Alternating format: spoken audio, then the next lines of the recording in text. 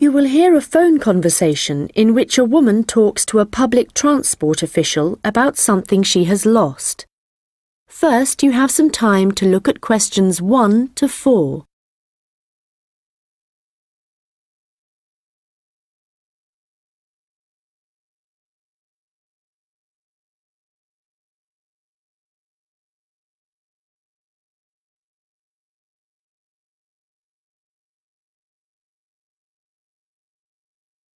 Hello, City Transport Lost Property. How can I help you? Oh, hello. Yes, I'm calling about a suitcase I lost yesterday. I don't suppose I'll get it back, but I thought I'd try. Well, some people do hand lost items in, so you might be lucky. Let's put the details into the computer. OK. Right, so let's start with a description of the suitcase. OK, well, it's small, and it's the type you can pull along on wheels. How about the colour? Yes, it's black, but not exactly plain black. It has some narrow stripes down it, sort of grey. Actually, no, they're white, now I think about it. OK, I'll just add that information. Now, were there any items inside it? Yes, I had a big bunch of keys in there. Luckily, my assistant manager has an identical set, so she's going out this morning to get some copies made. So, therefore, your office... That's right. My house keys were in my pocket, thank goodness. Anything else?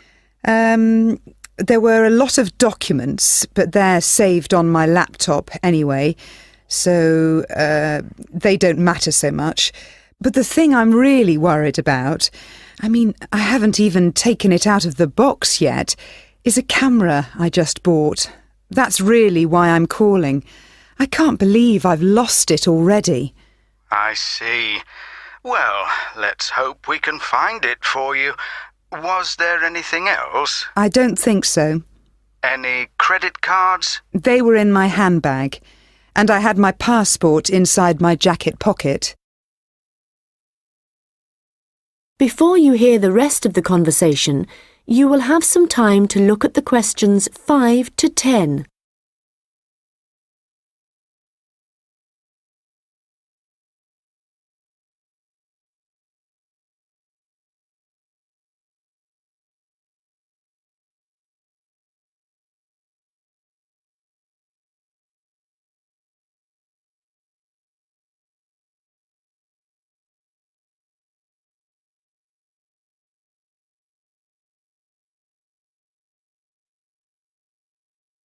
Now listen and answer questions 5 to 10.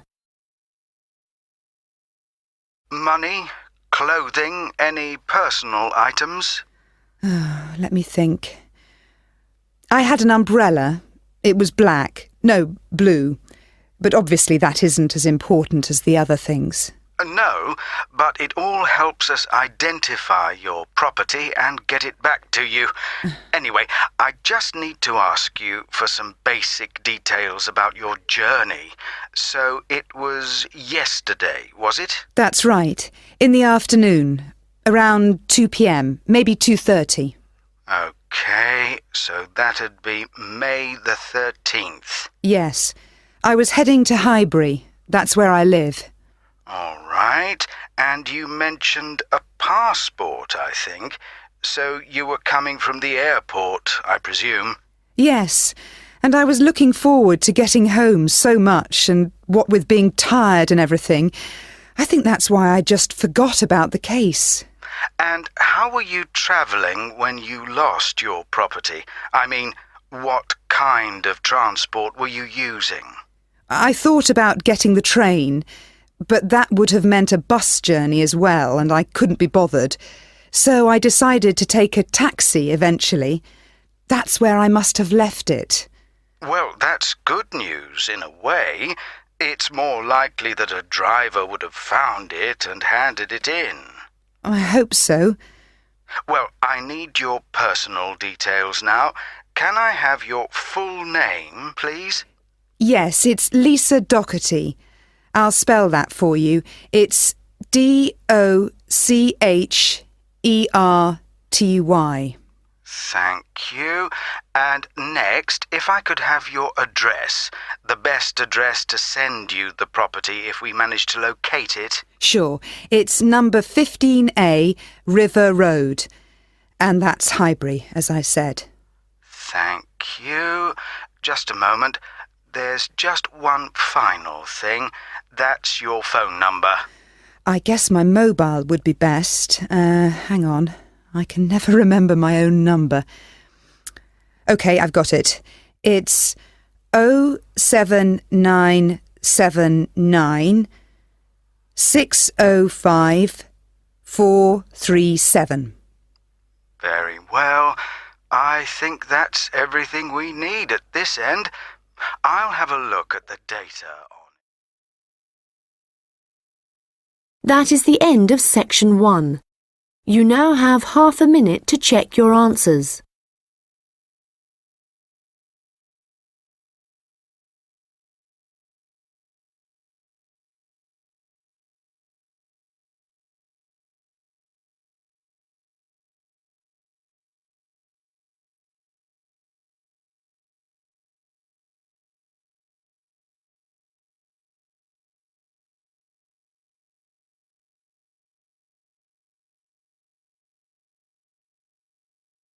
Now turn to section 2. Hear a tourist information officer explaining local walks to visitors. First, you have some time to look at questions 11 to 15.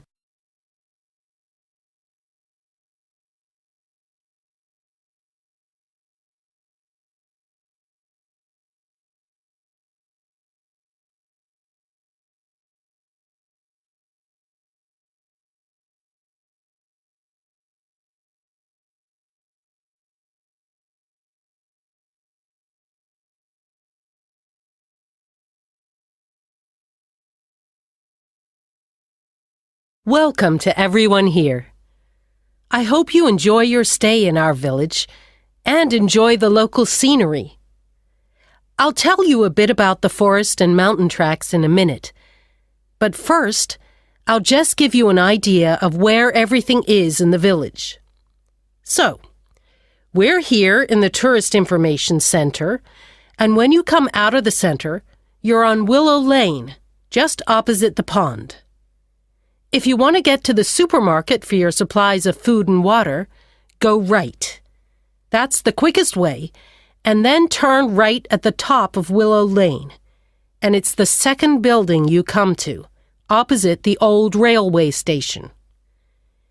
If you're planning on doing some serious climbing and you need some equipment, we do have an excellent climbing supplies store just 5 minutes walk away.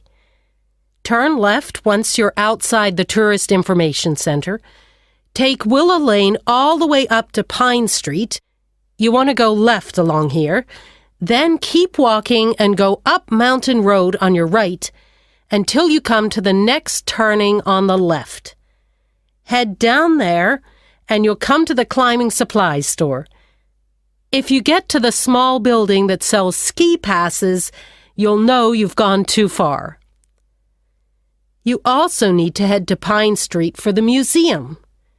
It's small, but well worth a visit if you're interested in the history of the village and the old gold mining industry.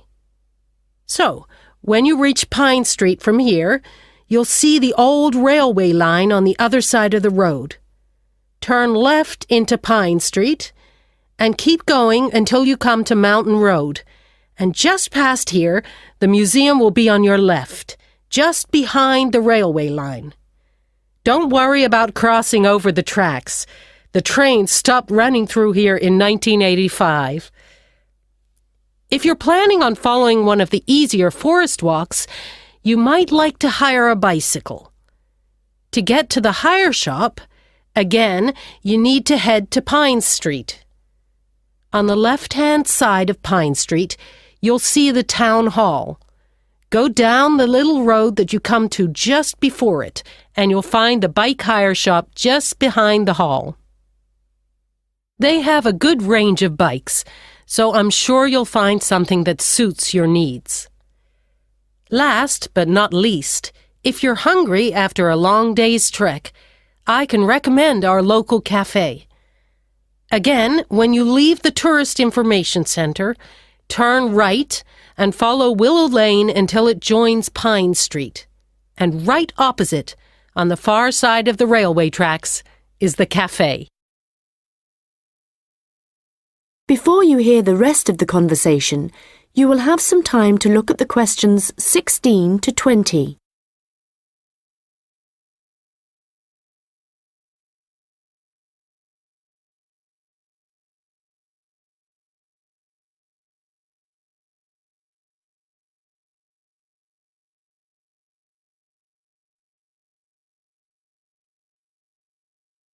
Now listen and answer questions 16 to 20. Okay, let me tell you a little bit about the different tracks we have here. All of them start at the end of Mountain Road, and you'll find a parking lot there where you can leave your vehicles. Let's start with North Point Track. It's a gentle route through lowland forest, good for biking and probably the one for you if you have small children. There's a wooden hut where you can stay at the end of the track, but be aware that it's really just an overnight shelter, and you'll need to take your own sleeping bags and cooking equipment. Another option is the Silver River Track. As the name suggests, you'd be following the river for most of the way, and you get to see some of our beautiful native birds. But the track also goes through a densely forested area. Unfortunately, the signposting isn't very good in places, and you do need good map reading skills to avoid becoming disoriented, which happens to visitors a little too frequently, I'm afraid. Valley Crossing will take you through some stunning scenery, but there are several points along the way where you'll need the level of fitness required to get over some pretty big rocks. Stonebridge is one of the shorter tracks, but very steep as it takes you up to the waterfall, and you do need to be in good condition to manage it. Lastly, the Henderson Ridge track will take you all the way to the summit of the mountain. Do bear in mind, though, that at this time of year the weather is very changeable, and if the cloud suddenly descends, it's all too easy to wander off the track. It's best to check with us for a weather report on the morning you think you want to go. On the way to the summit, there's a hotel which provides comfortable rooms and quality meals, so it's worth climbing all that. That is the end of section 2. You now have half a minute to check your answers.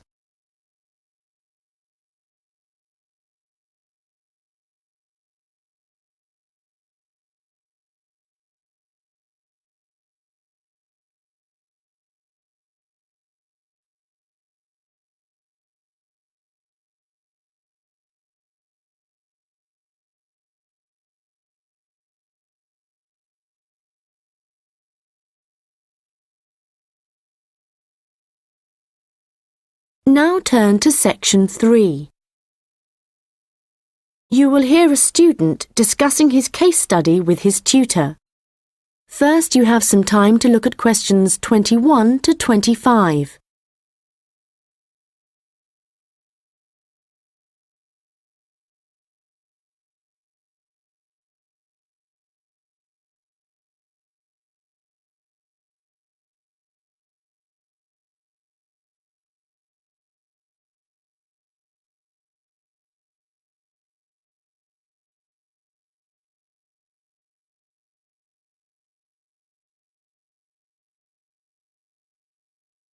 Well, James, I've had a look over your case study, and for a first draft, it looks promising. I have to be honest, when you told us we had to write about a furniture company, it didn't sound like the kind of thing that would interest me. But since then, I've changed my mind. Why's that? Well, as you know, Furniture Rossi is an Australian company, still comparatively small compared to some of the high street stores, but it's got plans to expand into foreign markets, so I chose it for that reason. It's going through a transition. It's a family-run business aiming to build a global brand. All right, and you've made that clear in your writing. One thing, though, that I think you've overlooked is why Luca Rossi started a furniture company here in Australia in the first place. Well, he'd just got an arts degree, hadn't he? And people were trying to talk him into an academic profession, but he wanted a practical job, something he thought would be more satisfying in the long run. His grandfather had been a craftsman. He'd made furniture in Italy, and he'd passed this skill on to Luca's father. And, well, Luca thought he'd like to continue the tradition. Yes, that was the motivation behind his decision. And what was it, do you think, that gave Furniture Rossi a competitive edge over other furniture companies? I wouldn't think it was price. It's always been at the higher end of the market. But according to my research, it was to do with the attitude of the employees. They were really focused on giving good customer service. Yes, Luca Rossi insisted on that. Their promotional campaigns also emphasised the fact that the wood only came from Australian forests. But that was the case with their rivals too, so it wouldn't have made them stand out. OK, we'll have a careful look at the content of your case study in a minute, but I just want to make a general comment first before you start writing your second draft. OK. Yes, what I'd like to see more of is your opinion. A bit more critical thinking rather than the bare facts. But it's good to see you've been careful with your referencing this time. Thanks. And I read and reread my work, so I'm pretty sure there aren't any errors with the language. Yes, it's fine. Oh, but there's one other thing I could probably mention at this point. Yes? Well, at the end of term, you'll also be giving a presentation, also on Furniture Rossi. Yes. I haven't given it much thought yet. Understandably, but while you're writing the case study, I'd recommend you think about what kind of information would be suitable to use in your presentation. Remember, the last time you gave a presentation on a company, you spent a considerable part of the time providing the audience with financial data. But they probably needed to hear more about company strategy. Yes.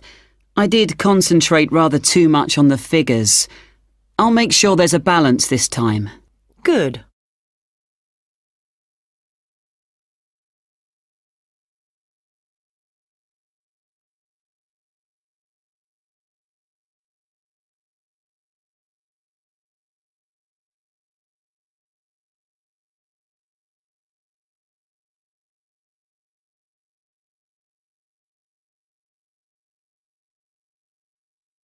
Now listen and answer questions 26 to 30.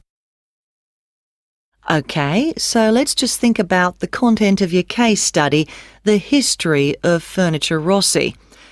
I see here in paragraph 4, you're talking about how Luca Rossi raised the capital for his new business venture. And then you're talking about the customer base growing much wider. But what was it that prompted this growth? Well, that was to do with the quality of the furniture products that the company was selling. People loved that it was all handmade and would last. And because demand from customers kept growing? Well, then Rossi needed to take on more craftsmen so they could make sure the orders were ready on time. And then he also had to set up 2 new warehouses to make distribution quicker. Yes, and from there, the company really grew. But think what happened next. They started looking at ways to increase their profits and called in a consultant. And what he saw immediately was that the infrastructure was completely outdated. They were paying 3 full-time admin staff just for data entry. So he recommended they upgrade their software programs, and that, in turn, cut operational costs and just speeded everything up. I'm surprised they didn't get onto that earlier, but I suppose Luca Rossi was more interested in the design aspect rather than the finance side of things. Yes, I imagine that's why he eventually turned the day-to-day running of the company over to his son. And in fact, it was the son, Marco, who persuaded his father to move on from traditional television advertising and go online instead. I guess that's the best way to reach people. It can be, but initially customers actually complained. Why? Well, some users found it hard to navigate their way around the website, so they were getting frustrated and giving up. So then the company called in a professional to improve it. Oh, I see. He must have done a good job. They've had a continuous 3-year rise in revenue, so things must be going well. Indeed. And what of the future? Well, I probably need to talk about this a bit more in the concluding paragraphs, don't I?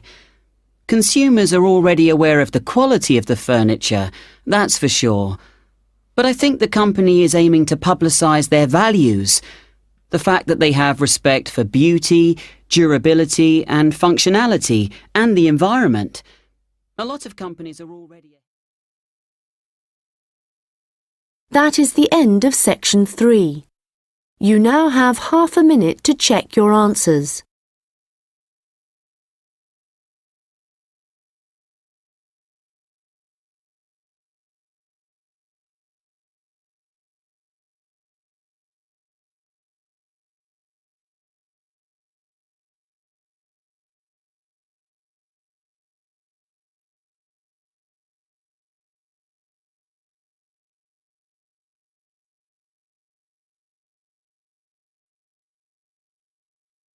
Now turn to section 4. Hear a lecture about rock art. First, you have some time to look at questions 31 to 40.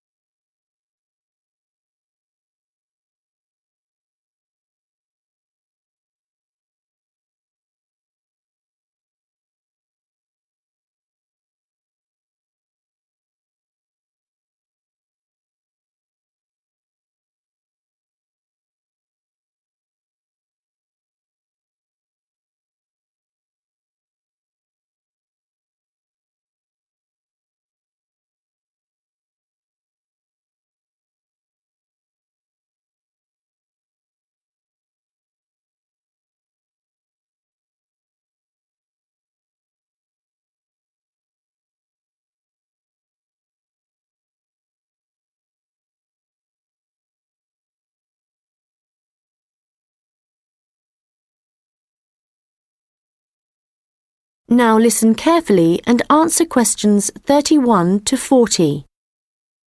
Hello everyone and welcome. As part of this series of lectures on the development of early humans, today we are looking at rock art, the paintings and drawings produced by prehistoric peoples as they spread across the continents. If you've been lucky enough to look at a piece of rock art close up, you'll know it's an experience that makes you wonder about the passage of time and our own history. But rock art also has a practical value for researchers, and let's start by considering why that is. Firstly, it provides vital information about the way that people evolved, information not always easily obtainable from excavated artefacts alone. Secondly, rock art tells us about migration, where people came from and where perhaps they went next. Rock art is found all over the world, and this in itself is not surprising. But what is rather amazing, you might think, is how similar some images are, whether you're looking at a rock face in South Africa or standing inside a cave in Spain. Let me give you an example. When our ancestors drew humans, they would often draw them as stick figures. But if they drew a face, then the eyes were almost always very prominent, very open and wide. And of course, animals are very common in rock art.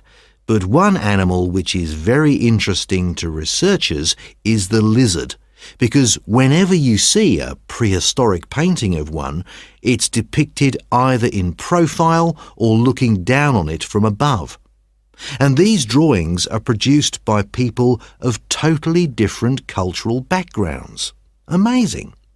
But how can this be the case, that similar artistic styles exist in such distant locations? In the past, archaeologists believed that trade must have brought people together and that it gave them the opportunity to observe each other's culture, including art styles. But this didn't prove to be the case. Recently, researchers have come up with a new theory. They believe that the brains of our ancestors evolved to notice certain images before others, and this was important, actually essential, because in an environment full of constant danger, it was necessary for survival. So the need to quickly recognise things that could be helpful or harmful could have had a great influence on rock art and explain why some images are more common across cultures than others. Later on, there would have been other reasons why communities produced art, certainly for spiritual and social purposes, and no doubt for political ones too, as different tribes looked for allies and struggled against their enemies.